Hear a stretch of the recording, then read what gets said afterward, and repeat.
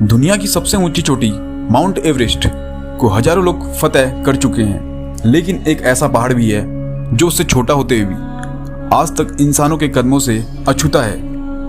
एक ऐसा पर्वत जिसे छूने की भी इजाजत नहीं, जिसे हिंदू भगवान शिव का निवास, बौद्धों के लिए माउंट मेरू और जैन धर्म में मोक्ष का द्वार कहा जाता है। नाम है माउंट कैलाश।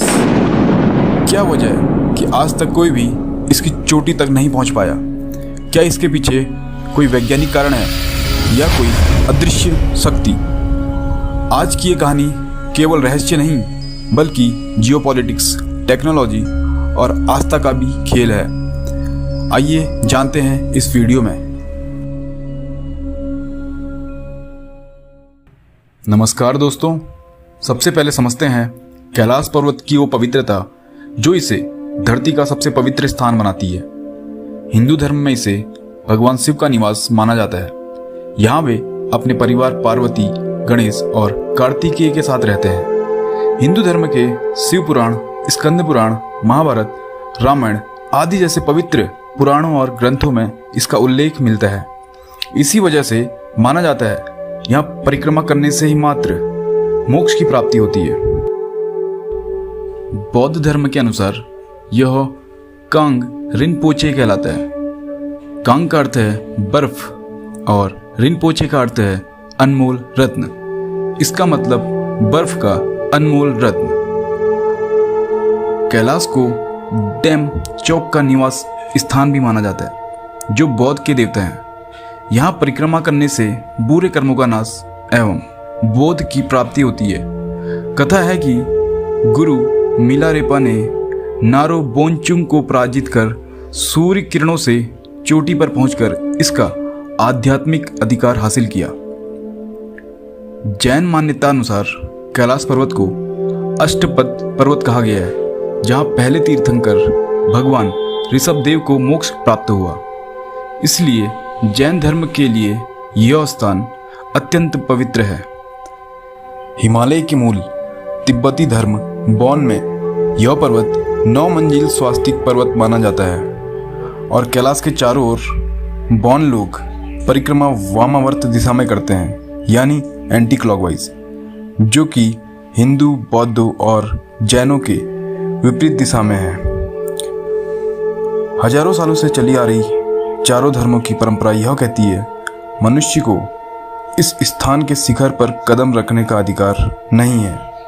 केवल चारों ओर सिर्फ परिक्रमा ही कर सकते हैं। यह केवल ईश्वर का क्षेत्र है। इस कारण सभी धर्मों द्वारा किसी भी चढ़ाई को पवित्रता का उल्लंघन माना जाता है। अब जानते हैं क्यों कैलाश में चढ़ना कठिन है। भौगोलिक और वैज्ञानिक दृष्टिकोण से माउंट कैलाश तिब्बत के नगारी प्रांत में स्थित है, ट्रांस हिमालय रेंज में। सन 1951 में तिब्बत को चाइना में शामिल किया गया। इस कारण कैलाश पर्वत भी चाइना के शासन में आ गया।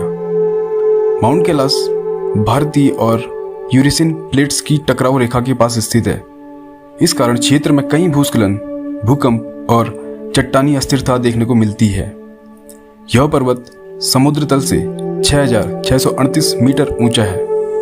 पर्वत की आकृति एक समान चारमुखी पिरामिड जैसी है, जिसमें अत्यधिक तीव्र ढलान है।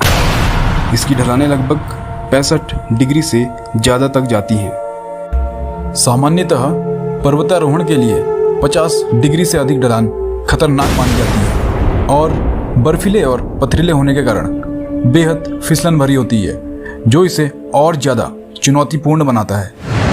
कैलाश पर्वत मुख्य रूप से ब्लैक रॉक से बना है, जो ग्रेनाइट रॉक के बेस पर टिका हुआ है, जो अत्यधिक फिसलनदार होती है, जिस पर क्लाइंबिंग एंकल लगाना लगभग असंभव होता है। माउंट कैलाश के चारों ओर ग्लेशियर्स फैले हैं, जो हर साल बदलते रहते हैं। इससे मार्ग की भविष्यवाणी करना और तैयारी करना लगभग नामुमकिन रहता है। पर्वत पर चढ़ाई का अब तक कोई भी आधिकारिक रास्ता नहीं है। अब आते हैं उस हिस्से पर जहां रहस्य, विज्ञान और आध्यात्म एक दूसरे से टकराते हैं। दिशा भ्रम कंपास फेलियर। कई यात्रियों ने बताया है कि जैसे ही आप कैलाश पर्वत के 5 किलोमीटर के दायरे में आते हैं, कंपास काम करना बंद कर देता है और जीपीएस फेल हो जाता है। समय का झुकाव, टाइम डिस्टॉर्शन। रूसी वैज्ञानिकों की रिसर्च कहती है कि कैलाश पर्वत के आसपास समय सामान्य नहीं चलता है। कुछ यात्रियों को वही एक दिन बीतने के बाद नीचे आकर पता चलता है कि 2 हफ्ते बीत चुके हैं। बूढ़ा होता शरीर, रैपिड एजिंग। कुछ लोगों ने दावा किया है कि कैलाश परिक्रमा के बाद उनके बाल सफ़ेद हो गए, नाखून लंबे हो गए और शरीर में थकावट असामान्य थी। इसका कारण वहाँ की माइक्रोवेव रेडिएशन या चुंबकीय क्षेत्र माना जाता है।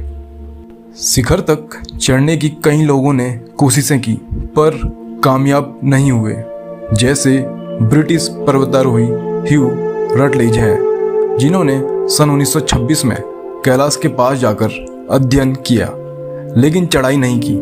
उन्होंने कहा, यह पर्वतारोहण की दृष्टि से पूर्णतः असंभव है। यह पर्वत चढ़ने के लिए नहीं, पूजने के लिए है। दुनिया के महान पर्वतारोही रेनहोल्ड मैसनर, जो इटली के हैं, जिन्होंने बिना ऑक्सीजन के माउंट एवरेस्ट की चढ़ाई की है, सन 1985 में चीन ने उन्हें चढ़ाई का अवसर दिया, लेकिन उन्होंने खुद मना कर दिया। उन्होंने कहा, अगर हम इस पर्वत को जीतते हैं तो हम लोगों की आत्मा को ठेस पहुंचाते हैं। सारे धर्मों को ध्यान में रखते हुए कैलाश पर्वत की चढ़ाई को चीन सरकार द्वारा 2001 में प्रतिबंध लगाया गया और आधिकारिक रूप से क्लाइंबिंग प्रोहिबिटेड जोन घोषित किया गया। धार्मिक विरोध, आध्यात्मिक सम्मान और रहस्यमयी घटनाओं के कारण इस पर्वत पर कोई भी कानूनी रूप से चढ़ाई संभव नहीं है। दोस्तों, अब जानते हैं कैलाश पर्वत के आसपास पाई जाने वाली झीलें और नदियाँ, जो धार्मिक, भौगोलिक और वैज्ञानिक दृष्टि से बेहद रोचक हैं। मानसरोवर झील, यह कैलाश पर्वत के दक्षिण में स्थित है। दुनिया की सबसे ऊंचाई पर स्थित मीठे पानी की झीलों में से एक है। ऐसा माना जाता है कि भगवान ब्रह्मा ने इसे अपने मन से बनाया था। मानसरोवर मानस तथा सरोवर से मिलकर बना है। जब आसमान साफ होता है तो कैलाश पर्वत का प्रतिबिंब इस झील में दिखाई देता है। एक अद्भुत और रहस्यमयी नज़ारा। इसका पानी इतना शुद्ध है कि कहा जाता है स्नान करने से पाप मिट जाते हैं।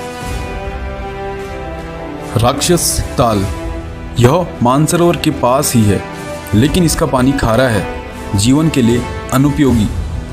माना जाता है कि रावण ने यहीं भगवान शिव की तपस्या की थी। इसके चारों ओर का वातावरण शांत होने के बावजूद भी एक रहस्यमयी डर का एहसास कराता है। इसमें कोई जलीय जीव नहीं पाए जाते हैं, मानो कोई अदृश्य शक्ति इसे नियंत्रित करती हो। वैज्ञानिकों के अनुसार मानसरोवर और राक्षस ताल एक ही ग्लेशियर से बने हैं, लेकिन एक मीठा है और दूसरा खारा है। यह आज भी एक रहस्य बना हुआ है। सैटेलाइट इमेज से देखा गया है कि मानसरोवर झील गोल है, जो जीवन का प्रतीक है, जबकि राक्षस ताल अर्धचंद्र आकार का है, जो नकारात्मकता का संकेत देता है।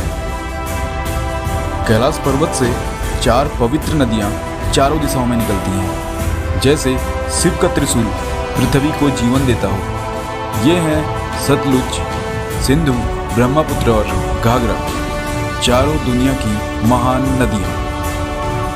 सवाल अब भी बाकी है, ये पर्वत एक रहस्य है, शक्ति है या साक्षात भगवान?